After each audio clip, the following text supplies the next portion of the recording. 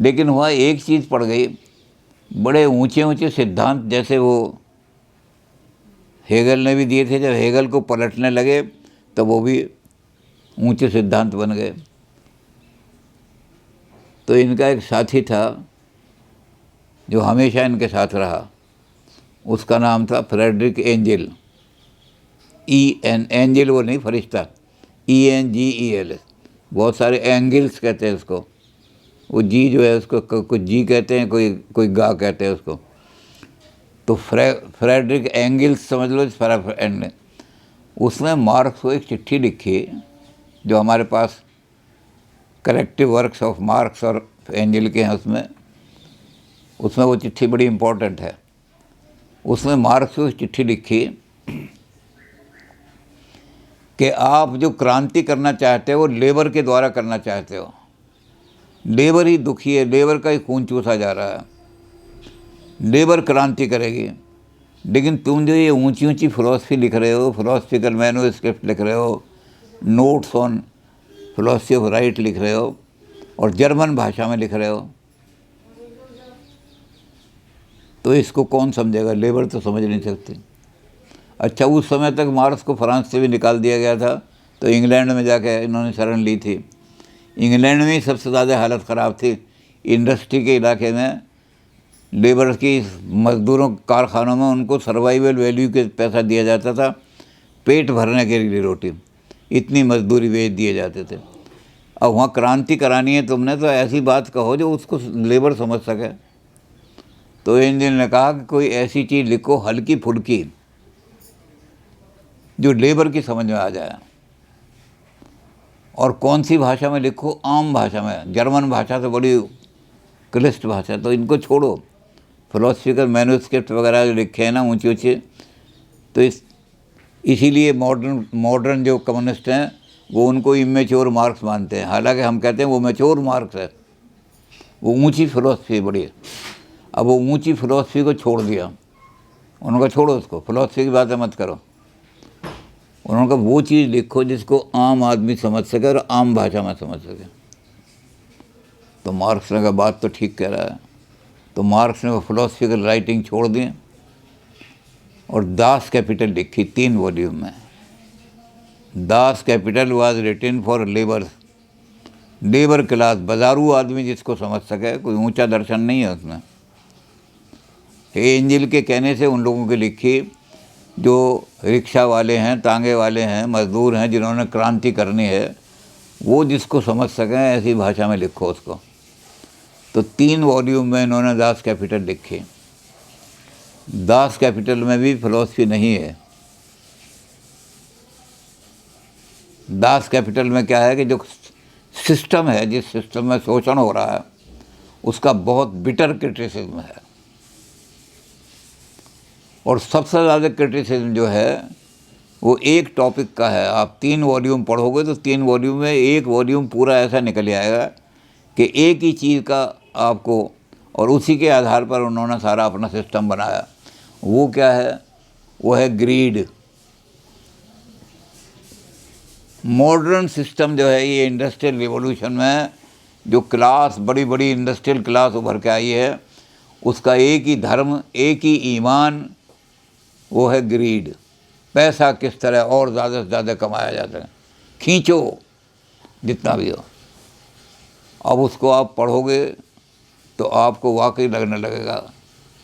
Marks ने यहाँ तक लिखा है, इसमें बहुत लंबी चौड़ी है, 3 वॉल्यूम है।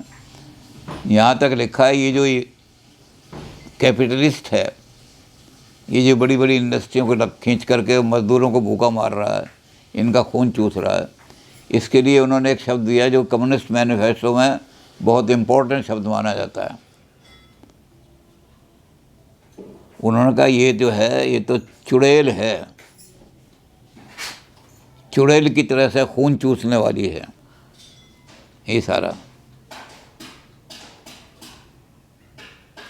इसके लिए इन्होंने क्या किया? इन्होंने कहा कि इनका तो धर्म, इनका ईमान, इनका मजहब, इनका भगवान सब पैसा ही है, मनी ही इनका। उन्होंने कहा कि जो मनी नहीं है जिनके पास, उसको ये अपना मानते नहीं। और ये कहा कि चर्च के लोग जिनको मैं देखता हूँ सब पाखंडी लोग हैं, इनका क्या है, ये कैपिटलिस्ट क्लास के सब सारे वो हैं, क्या है इनका कि आप चर्च की सारी दीवारें तोड़ दो, लेकिन जो चर्च का मालिक है उसकी इनकम पे कोई असर न पड़े तो वो बिल्कुल कोई आवाज़ नहीं उठाएगा, बिल्कुल उसको कोई चर्च में आस्था नहीं है, उसे आस्था है पैसे में। और कहते हैं अगर चर्च को आप कुछ करो लेकिन उनके पैसे में वो शोर मचा देगा, रिलीजन खतरे में है। तो कहते हैं इनका रिलीजन से रिश्ते भी, इनके माँ बाप का क्या रिश्ता है, किससे रिश्ता है, जिसके पास पैसा है उससे रिश्ता है इसका। बाप बड़ा ना भैया, सबसे बड़ा रुपया, दास कैपिटल में सारा ये किया है इन्होंने। चलो मार्क्स का सिस्टम चूँकि हम लंबा चौड़ा है, हालांकि है ज़्यादातर पॉलिटिकल, हम उधर पॉलिटिकल साइंस में जाने के लेकिन मार्क्स ने बहुत कुछ जो लिखा है उसमें थोड़ा बहुत धीरे धीरे हम लाएंगे। तो सारे उनके बीज आज हमने लगा दिए कि भाई नॉलेज कैसे आती है, हिस्ट्री कैसे चलती है, हिस्ट्री का हर एक युग की वैल्यू सिस्टम कैसे डिसाइड होता है, जितने जितने मोड ऑफ प्रोडक्शन बदलते जाएंगे उतने उतनी हमारी वैल्यूज़ बदलती जाएंगी। इन सब पर हम थोड़ा थोड़ा विचार करेंगे, क्योंकि आज तो सिर्फ हमने बीजारोपण ही किया है, आधार बनाया है मार्क्सिज्म का। बहुत लिटरेचर मार्क्सिस्ट लिखा गया है। और दास कैपिटल जिसको ऊंचा लिटरेचर मानते हैं वो ऊंचा नहीं है, मार्क्स के फिलोसफिकल मैन्युस्क्रिप्ट बहुत ज़्यादा।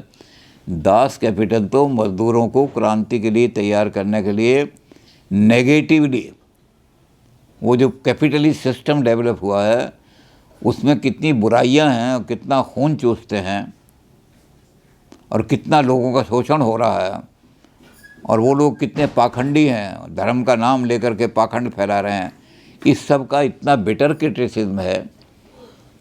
भारत के लोग जो अपने आप को बड़ा आध्यात्मिकवादी मानते हैं और भौतिकवाद को पतन का कारण, वो भी इतना क्रिटिसिज्म नहीं कर पाए जितना मार्क्स ने क्रिटिसिज्म किया है। इस दृष्टि से देखा जाए तो हम कहेंगे कि इस मनी कल्चर का जो क्रिटिसिज्म है उसकी वजह से तो मार्क्स एक महात्मा संत माने होते हैं, उनको तो बड़ा संत माना जाना चाहिए कि जिन्होंने money economics, money matter, money mindedness, और इसको जितना उसने दास कैपिटल में चोट की है, इस पर तकड़ी चोट की है, ऐसी चोट की है कि दुनिया जो है उस मनी माइंडेडनेस के खिलाफ खड़ी हो जाए। और मार्क्स ने लिखा भी है, मार्क्स ने लिखा है कि मैं अपनी जो लेबर क्लास है उसको, ये जो मेरी थ्योरी है मार्क्सिस्ट मैनिफेस्टो, ये स्पिरिचुअल, अब लोग कहते हैं मार्क्स स्पिरिचुअलिज्म में बिला भी नहीं, हमने कहा हमारे पास आओ, हम दिखा देंगे इसमें। स्पिरिचुअल का मतलब है जिनकी आत्मा सो गई है। तो मार्क्स ने एक बात कही है, इस पर भी हम विचार करेंगे, बड़ा इम्पोर्टेंट है। मार्क्स ने कहा मैं लेबर को एक स्पिरिचुअल चीज़ दे रहा हूँ, और वो ये दे रहा हूँ कि nobody can exploit you unless you are ready to be exploited.